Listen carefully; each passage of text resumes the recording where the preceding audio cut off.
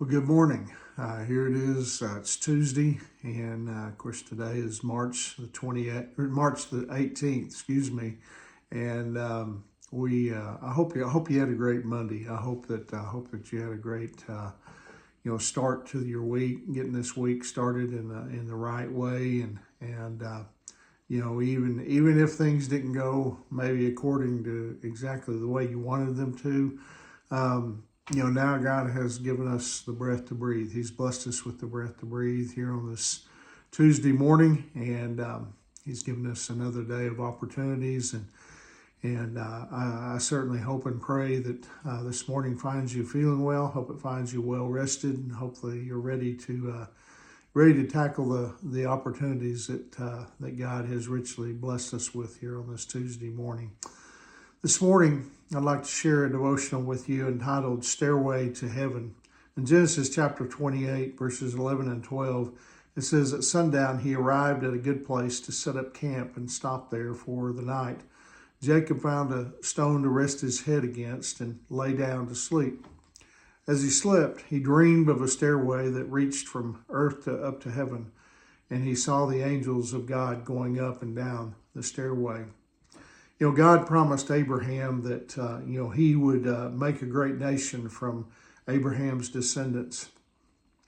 Step one of the promised nation building was giving, Abraham and his wife Sarah a son, which God, did when Abraham was 100 years old. The son's name was Isaac.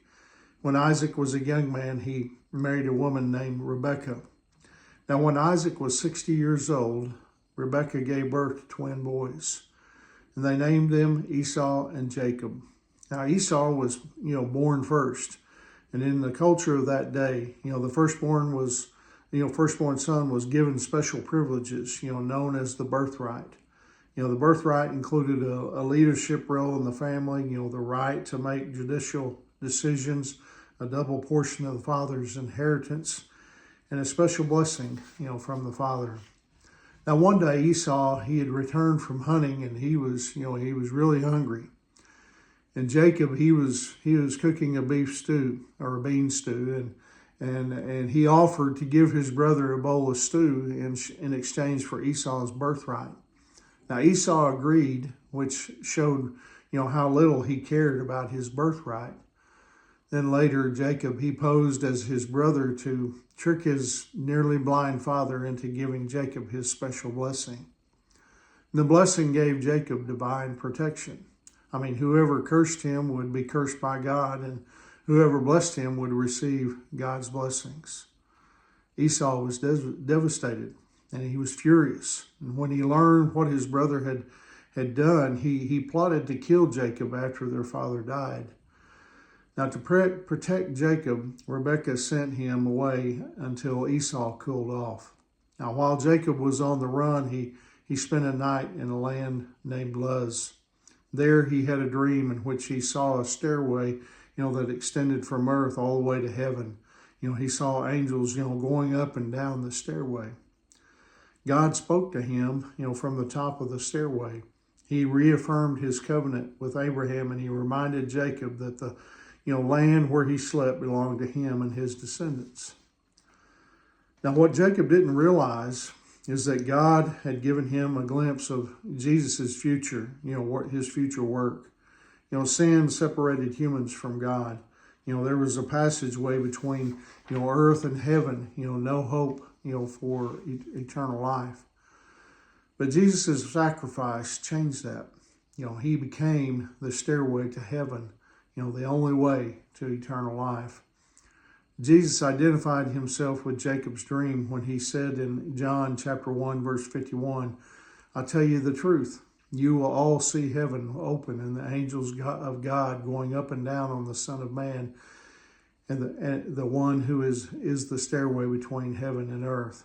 And then Genesis chapter 32, verses 9 through 16, Jacob, he prayed as, he was on his way to, make amends with Esau. He acknowledged the God of Abraham and Isaac as the true God. He confessed his own unworthiness. He brought his petition to the Lord. But it would have been better if he had said, Lord, what should I do now? Instead he prayed and he made his plans. In other words, he decided what he was going to do and then asked God to bless it. Now, is that like us?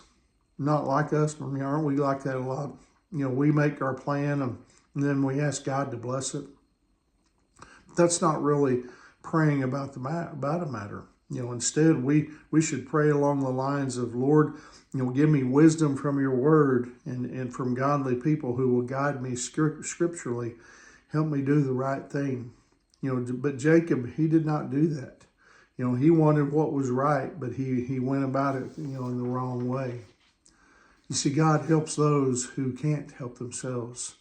And this is what Jacob needed to realize. So let's learn to seek out God's will, rather than bypass it. And that's what we do need to do. We need to seek out his will in everything that we do. I want to leave you with this question to reflect on today. How do you feel about the claim that there are many different paths that lead to God? That's what our world is trying to tell us. But anyway, contemplate that today. And anyway, hope you have a wonderful day. And remember, Angie and I, we love you guys and we're praying for you. And Lord willing, I'll see you tomorrow morning. God bless you.